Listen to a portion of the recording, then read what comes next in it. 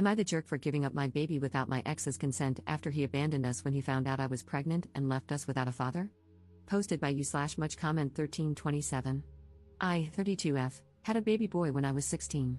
Yes, I know how that sounds. No, we weren't careful. Judge me all you want on that front, I've dealt with that for years. Mike, 33M, was my boyfriend then, and when I found out about my pregnancy, he disappeared with help from his family. Something future college star something. My parents were always blunt. What happened next was my choice. After a lot of thinking and deciding that termination just wasn't for me, I respect that right. I'm not here to debate it, it was just not for me. I chose to give up the baby for adoption. My parents knew a super sweet couple who were looking to adopt. We met, and I just knew they were the right people. This turned from a teen mistake into almost a surrogacy. I started homeschooling to finish my education and to get some rest. The adoptive parents were with me for everything and even paid for most of the medical costs. The adoptive mother was a teacher, so she helped me with my schoolwork and prepared me for college.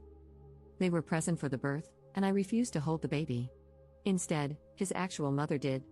And it was just right. I've stayed in the baby's life in a distant role as a special aunt. Well, he's no longer a baby, and he knows who I am, but his mom is the same woman who raised him, and I continue to be his special aunt. The only change is that now he knows who to call if he ever needs a kidney. His sense of humor is like mine, go figure. We talk maybe once in a blue moon, which, in all honesty, is for the best. He's happy, and I don't regret giving him up so he could have a happy life. For my part, I married 6 years ago.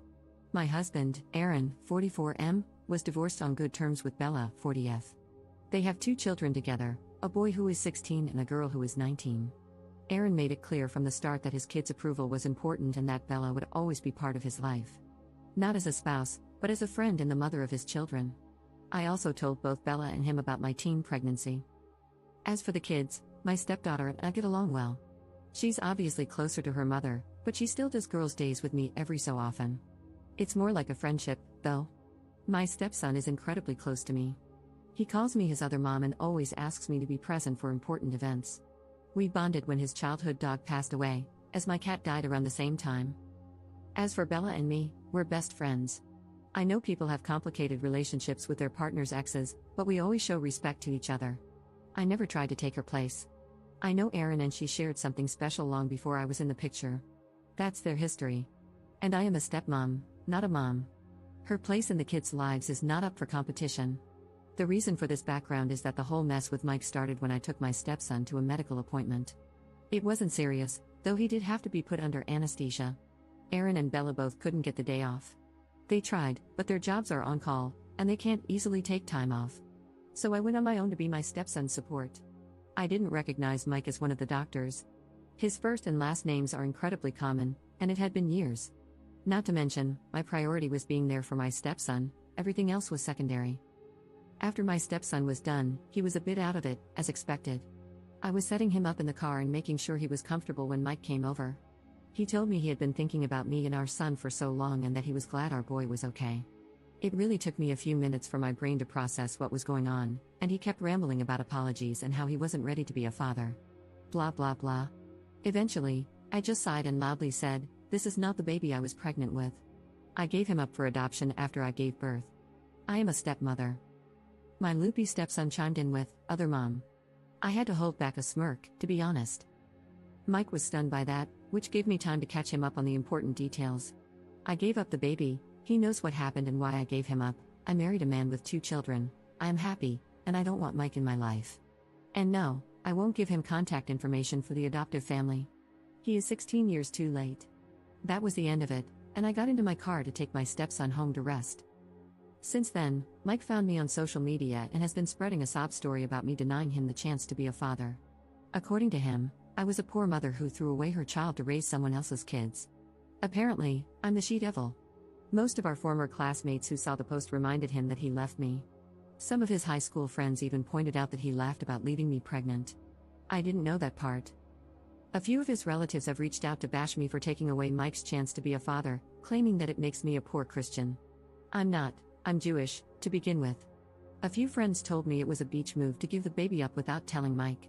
I don't personally think I was in the wrong, but just in case, I decided to leave the judgment to the internet masses. So, Reddit, am I the jerk here?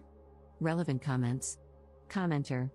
One thing, knowing nothing about how this works, I assume you were able to get Mike's parental rights terminated given that he left. If not, I wonder if it makes sense to give the adoptive family a heads up that he's coming out of the woodwork. Ops response. It wasn't done with his consent. He was MIA. When the adoption process began, we tried to reach out, but his family wouldn't even have a conversation. The judge involved tried to have the courts contact him, but he didn't respond either. Eventually, the abandonment timeframe was met, and his rights were terminated for abandonment. Mine were willingly terminated since I presented myself as an unfit mother. Commenter 2. Mike was one of the doctors for your stepson's surgery? Ops response.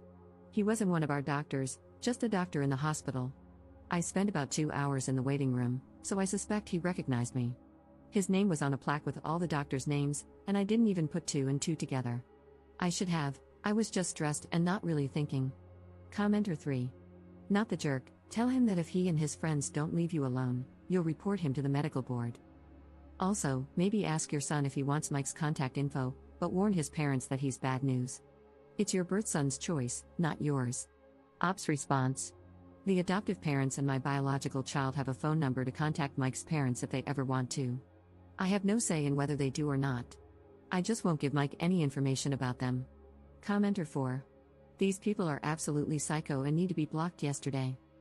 Your bio kid might decide for himself to try and find his bio dad one day, but it's your job to defend his privacy until then, and to make sure his decision is informed, that he knows his bio dad is a complete jerk. Ops response. I told him everything when his parents decided it was time to tell him who I really was. I didn't make Mike into a villain, just said he left after I told him I was pregnant and never reached out. He's been clear that while I am his biological mother and Mike is his biological father, he doesn't see either of us as parents. I am his aunt, and Mike is a stranger. Update 17 days later. This is probably the one and only update I'll be doing. I'm going to start with the important matter. A lot of people were worried about my biological kid, what he wanted when it came to Mike. Well, I got his permission to post this. He spoke to Mike once, a few days after I told him where he could find Mike. I won't share all the details, only the final decision. There won't be any more contact between them. The kid doesn't want a second dad, and Mike wasn't willing to be in his life unless he had the position of dad. So he's going no contact with Mike. There was more to it, but it's very personal, and I feel it's not my place to share. The kid and I will continue to have a relationship as aunt and nephew. And he knows that whatever he needs medically, I'll always be first in line to give blood, a kidney, etc. For those wondering why Mike is so big on contacting the kid, I found out a few details via his friends. Mike can have more kids, he just hasn't had a stable relationship in years. Which I can believe, since I finally had enough and decided to accept going to have coffee with him to get some things squared away. My husband came, of course, but he sat at another table to let me deal with it. I asked him to. The conversation was a dumpster fire, to be honest. Mike brought me flowers and chocolate-covered strawberries, my old favorites. He treated it all like some date. I nipped that in the bud immediately. I introduced my husband and told him we were very much in love and happy, so I don't appreciate any attempts at unwanted romance. Once we sat down, he started by telling me what I already knew, that he had failed relationships. That he felt no woman could meet his standards for a wife and mother to his children since he already saw me as that.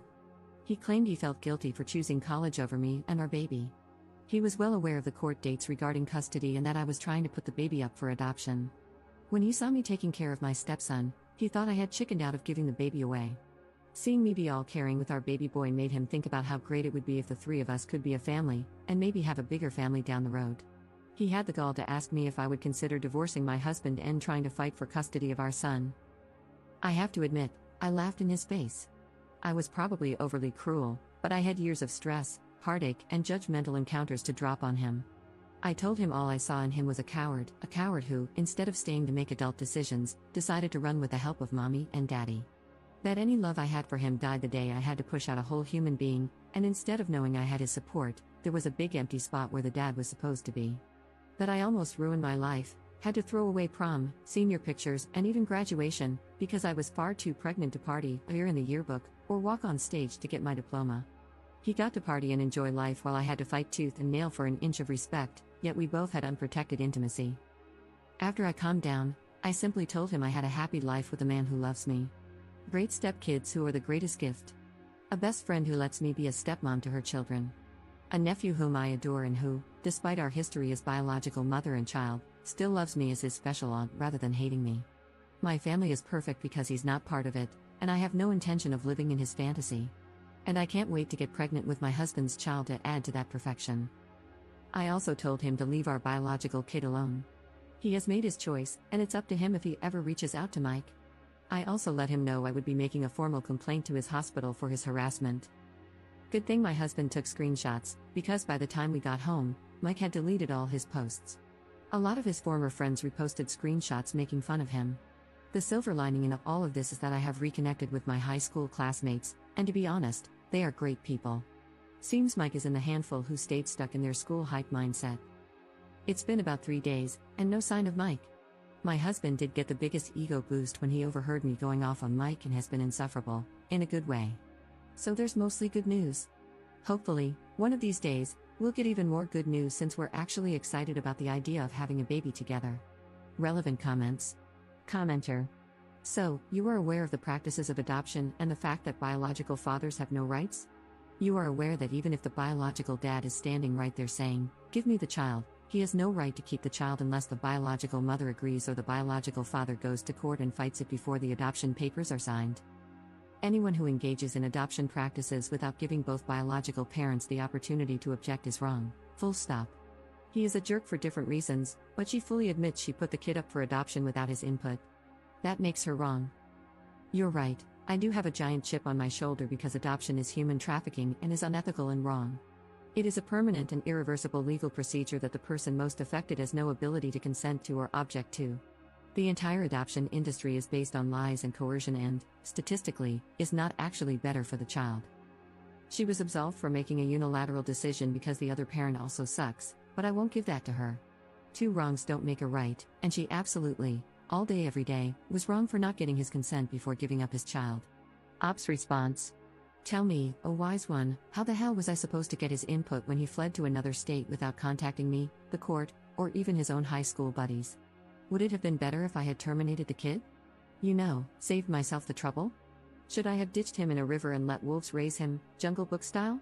Or oh wait, let me guess, I should have raised him in squalor with what little I could make, with no education, no stability, and just pray that one day my sweet Mike would return to save us. Screw off, no kid deserves that crap. He has been loved since the day he came into this world by 2 people who would move earth and sky to ensure he had the best education, the best opportunities, and the best future they could provide, things I couldn't even imagine providing when I was 16. If Mike had really wanted the baby and said so, I would have happily given him custody. If he had wanted to co-parent with all the responsibilities that come with it, dividing costs, providing stability, planning ahead, I would have been 100% on board. But no, he left, he escaped. He chose to disappear. Fine, then I, the person who couldn't run, made the decisions on my own. That's life, honey. Get used to it. You don't get a prize for running away and coming back when the game is almost done. Commenter 2. Call the burn center because there's a 3rd-degree burn coming in. And the person you replied to deserved it.